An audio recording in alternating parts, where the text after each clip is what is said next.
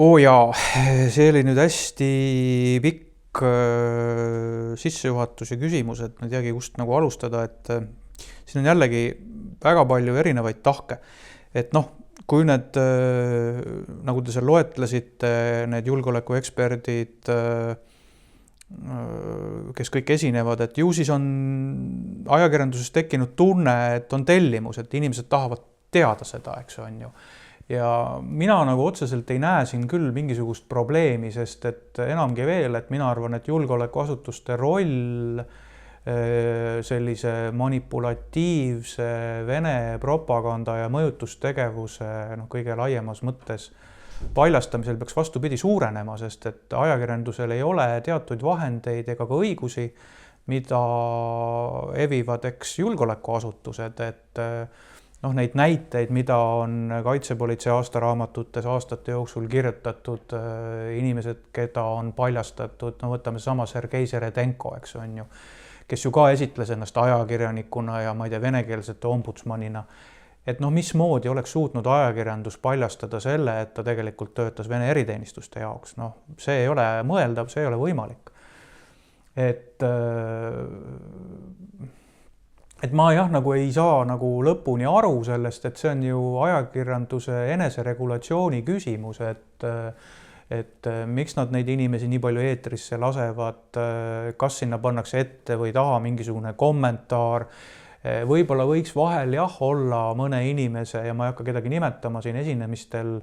eriti kui me läheme nagu aegruumis tagasi, vaatame, mis ennustusi ja spekulatsioone on esitatud, et kas see kõik on tõele vastanud ja millel see põhines, et kas nad on eksinud ja kas nad on oma eksimusi tunnistanud, et võib-olla selline allikakriitika kohati on võib-olla puudu jäänud küll. Aga mis puudutab nüüd seda Ukraina sõja teemal Hans Luige ütlust, ma olen sellega osaliselt nõus. Kuid teisest küljest jälle me peame aru andma, loomulikult meie taust mõjutab ja Venemaa juhtkond on võtnud vastu otsuse kasutada räiget, totaalset vägivalda. Ja kuidas sa sellesse saad üldse objektiivselt nagu suhtuda, et hakkad nagu otsima kunstlikult mingit õigustusi sellele vägivalla kasutamisel, et see ei olegi ju nagu võimalik, et Venemaa on selgelt agressor, agressiivne sõda, ja kahjuks tuleb ka nentida, et suurem osa Vene rahvast toetab poliitilise juhtkonna tegevust, et ei ole mõtet luua illusioone, et kuskil on see niinimetatud hea venelane ja siis on halvad venelased, et siin ei ole ju mõtet nagu tuua neid protsente, et kas häid venelasi on 10% või 15% või 20%, aga valdav enamus Vene inimestest toetab seda, mida Vene juhtkond teeb, on ju. Ja see on fakt, eks on ju. Ja ehkki ka mina olen avaldanud erinevaid seisukohti ja nii edasi, et lihtsalt tahaks täpsustada seda, et jah, ma ei arva, et nüüd see vägivaldsuse geen on kuidagi Vene rahval mingisugune eriliselt sees kuidagi, ei. See on see keskkond ja poliitilise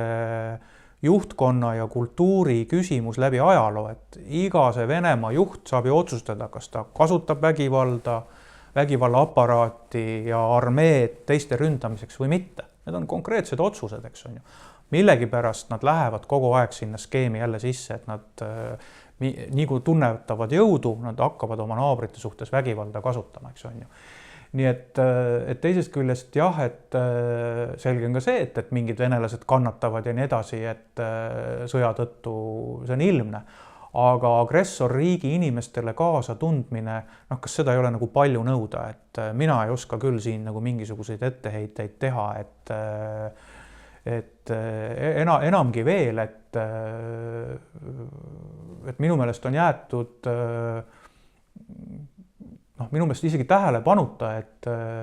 ja vähe uuritud, et kui palju siis neid niinimetatud häid venelasi on, eks on ju, et kui see sama möödunud nädala vangide vahetus toimus, siis ju pressikonverentsil Saksamaal need 3 Vene poliitikut, mis oli see Jašin, Pivovarov ja siis see Kara-Murza, hakkasid ka ju kummalist juttu ajama, et need sanktsioonid tuleks vähendada ja see keskmist või tavalist Vene inimest ikka mõjutab halvasti. Ja mis jutt see on, et ma arvan, see keskmine Vene inimene, kes elab oma riigi juhtkonna poliitika tõttu suhteliselt halba elu, eks on ju, kuskil maal, ma ei räägi miljonilinnadest ja Vene eliidist, eks on ju. Nad on harjunud kogu aeg kannatama ja kannatavad edasi ja need sanktsioonid väga vähe mõjutavad nende elu. Et kui Vene riik tahab, nad võivad homme pöörata oma relvad ringi ja nii-öelda relvad kotti panna, minna Venemaale tagasi ja kõik läheb seal hästi, eks on ju, et selles mõttes hästi, et nad ei pea sõdima. Keegi ei sundinud neid Venemaale sõdima minema. Ja kõik need igasugused põhjendused, miks oli vaja Ukrainasse minna ja kuidas nad kaitsevad ennast lääne vastu, see on ju selline lapselalin, on ju rumal, naiivne jutt, eks on ju häbitu vale, et ma ei oska mitte midagi muud selle kohta öelda.